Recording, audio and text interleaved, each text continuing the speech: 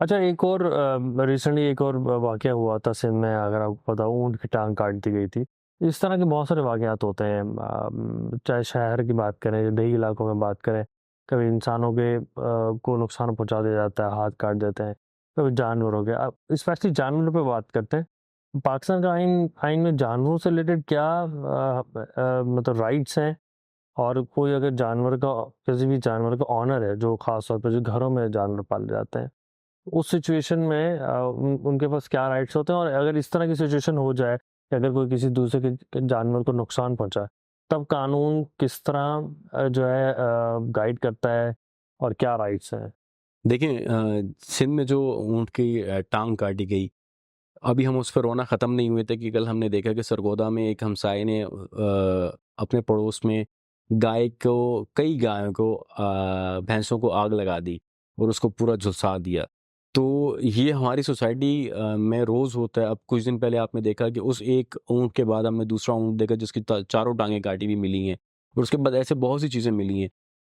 अब यहाँ पे जो प्रॉब्लम आती है वो हमारी रियासत की ज़िम्मेदारी है। अब हमारी रियासत इस चीज़ में इतनी संजीदा है कि वो स्ट्रे डॉग्स को मार देती है, उनको अडॉप्ट नहीं करती, उनको खाना नहीं देती या उनकी वैक्सीनेशन नहीं करती।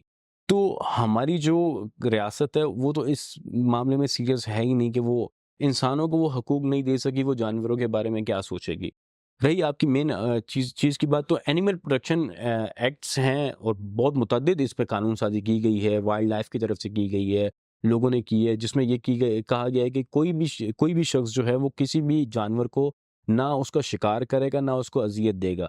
इस पे कहाँ तक कानून साज़ी हो सकी, मिसाल के तौर पे मैं आपको बताऊँ, 2023 में एक लॉ आया, जिसमें ये कहा गया कि कोई भी शख्स बैंक के तौर पे प्रॉफ़िट नहीं देगा, चाहे वो गाड़ियों को, चाहे पर्सनली लोन नहीं किसी शख्स को देगा।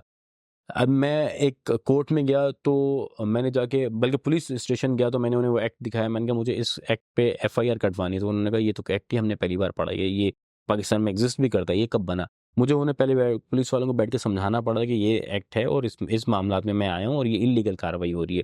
तो कम टू द पॉइंट कि वही चीज़ें हो रही है हमारे मुल्क में कि जानवरों के हकूक मौजूद हैं, लेकिन उस पे कार्रवाई नहीं होती। आप देखें कि परिंदों की खरीदो-फ़रोख्त पे पाबंदी है, आप विदाउट लाइसेंस ये नहीं कर सकते। लेकिन आप कराची की इम्प्रेस मार्केट में जाएँ, सदर मार्केट में, आपको वहाँ तमाम चीज़ें उसी तरह मिलेंगी।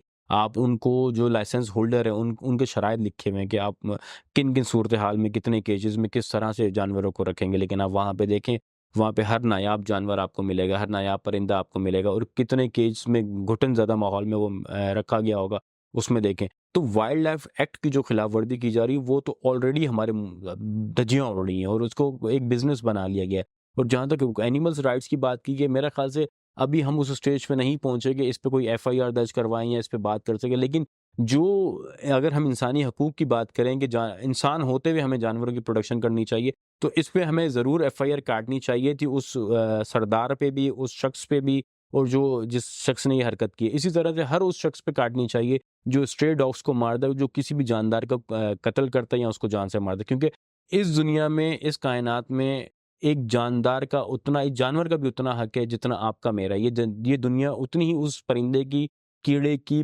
जानवर की है जितनी आपकी मेरी है। ये इकोसिस्टम अगर चलता रहेगा तो हम इन सब चीज़ों की वजह से चलता रहेगा। लेकिन उसकी सज़ा क्या हो? तो इसमें जो सज़ाएँ हैं वो बेसिकली, इसमें कुछ फ़ाइन्स रखे गए हैं और जो कैद है वो 6 माह से कम है। ये मजिस्ट्रेट लेवल का ट्रायल है, इसके लिए जो वाइल्ड लाइफ़ के ट्रिब्यूनल्स हैं, मजिस्ट्रेट, उसमें पेश किया जाता है। तो इसमें डिफ़रेंट किस्म की जो जानवरों पे डिपेंड करता है कि वो किस तरह का है, सज़ा किस नौइयत की है या उसे किस तरह से हार्म किया गया है। तो ये तमाम चीज़ें देखने के बाद उसपे सेक्शंस लगाए जाते हैं और उसकी प्रोटेक्शन के हवाले से उस तरह से सज़ाओं का तयन होता है।